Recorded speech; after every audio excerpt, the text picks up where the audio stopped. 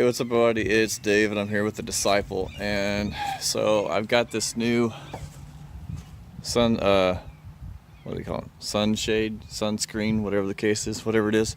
Anyways, and I know a lot of people are saying that it can't be put on with the Freedom panels, so I'm trying something a little bit different. I've only used 4 connections, one here at the front, one there at the other side of the front, and then one at the back, and then one at the back here as well.